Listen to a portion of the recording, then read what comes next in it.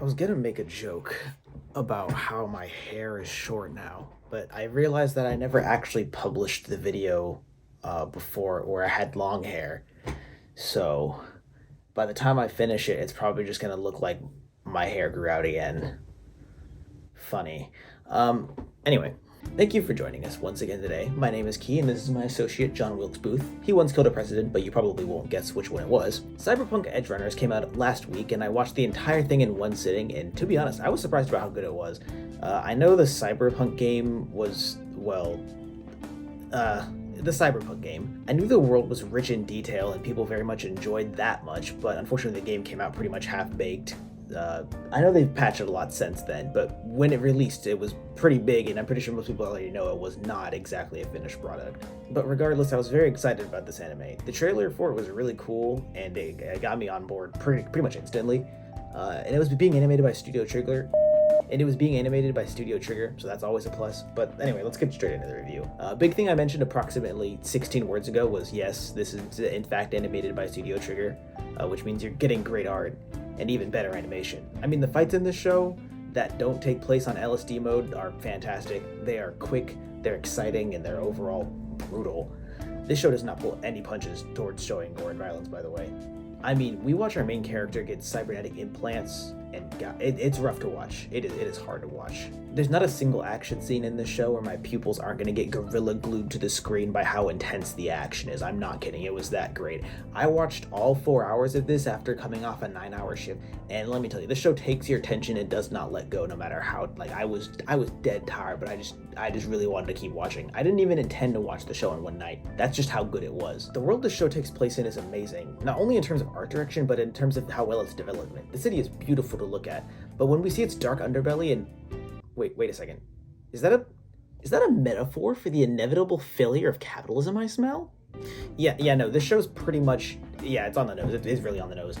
A lack or the presence of health insurance is something that actually comes up in the show more than once. Hell, our main character has to pay for the washing machine inside his own house in more than one episode. But I'm not gonna lie, I kind of wish we got to see more people that weren't cracked out on digital cocaine and maybe, I don't know, like a grocery store, like a kelp mart or something. We don't see much average life, it's mostly the criminal parts, and that's good, but I mean, there's this obvious dichotomy that they reference multiple times, and I wish we got to see more of it outside of, like, the one principal of the school that our main character attends. One thing about this world is that I actually really appreciate the slang terms they came up with. I feel like for a lot of stuff it's actually really cringy, but there's only 3 that they really use. Nova, which is just an expression for something being cool. Preem, which is an expression for something also being cool. It's just like short for premium, I assume.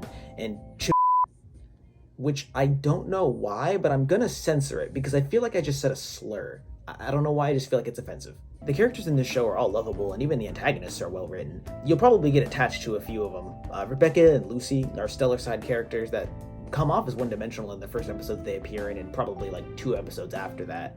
But they become really good. They get a lot of character development. Rebecca became my favorite character by the end of the show. Our main character, David is really interesting. The build-up that occurs in the first episode is actually really good to me. It makes all his actions feel much more believable and like he didn't just randomly dive into the deep end. It was a long time coming. The music in this show is pretty good. Nothing too stand out to me, and the use of the licensed music isn't that amazing, especially in the first 3 episodes. And the title sequence is also kind of underwhelming. It does its job really well, but after that anime with the gambling dominatrix, yes, I know the name, no, I can't pronounce it, it had such an amazing opening, ending, and a fantastic OST through and through, so I was just a little let down by this one.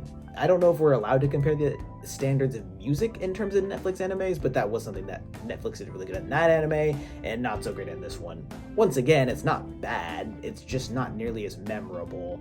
I don't really have anything from this show that I'd hum along to like I do at work with the gambling anime, but all the music fits the scene, which is really the important part of it. The plot for the show develops pretty fast, but it doesn't feel unnatural. I'm honestly glad Netflix didn't decide to stretch the show out another 2 or 3 episodes and try to get more out of it, because the story was really good where it ended.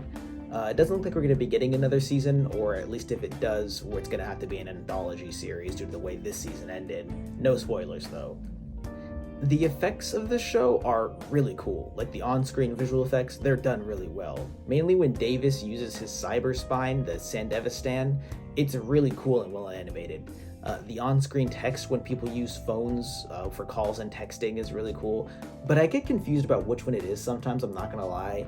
I don't know if it's texting, because sometimes words they'll text come through twice, which wouldn't happen on a phone call.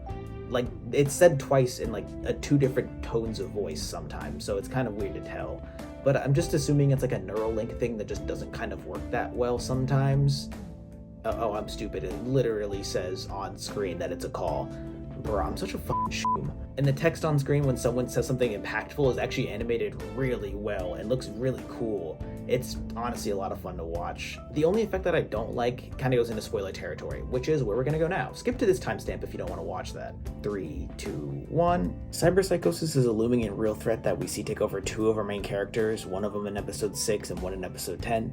I think it's really well written when it happens. It doesn't even shock me when it turns out that Maine has it in episode 6.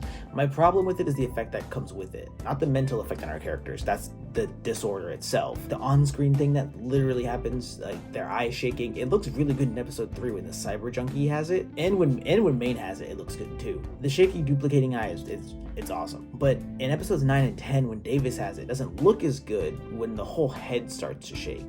It left me wondering, what the does this look like to them? Like, there's a solid 4 seconds where this just has like 7 heads. After a while, it just gets kind of grating to look at, but it's still really cool. The time skip is really well done. It didn't feel jarring at all because it's not addressed much, and not much changed or happened outside of what we could have already believed happened thanks to episode 4. It prepared us for this with the episode being formed as almost like this extended montage where we see Davis learning how to use the spooky spine, getting even more upgrades from his only black friend because he's not a racist. So the time skip really does feel right, to be honest. It just feels like an extension of episode 4. We know that these things would happen because we've seen these characters form this way already. I like the ending of this show a lot. It's honestly heartbreaking and incredibly hard to watch. Just, you have to sit there and watch Davis fall apart like a Tesla in a rear-end collision, and it's brutal, but it's a good ending for the character. I mean, realistically, it was this or cyberpsychosis, so his options weren't much better than the 2016 election, or the 2020 election. But the writers really fucking suck for killing Becca 15 minutes before the show ends. I mean, seriously, she honestly deserved a better ending. We see how good of a character and a person she's become in the last 4 episodes. She genuinely seemed like an annoying character, but they redeemed her so well. Watching her take care of David, both mentally and physically in the last 2 episodes, just to meet this fate, honestly, it did feel unsatisfying and disappointing. Also, smash. Yeah, I'd smash. But this show overall is a fantastic piece of art. Easiest 9.5 out of 10 Lucy's I could ever give this show. It was really good. I just wish the show had better music and the on-screen effects were toned down just a bit sometimes. Watch the show if you can, but not on the family room TV. There is lots of sex and boobies, and that can be very scary for sometimes. Mr. Booth's eyes, I had to cover them when we watched. The murder's fine, but hashtag unfree the titty. Not okay. Do you have anything you want to say to the audience before we go back to not filing our federal taxes?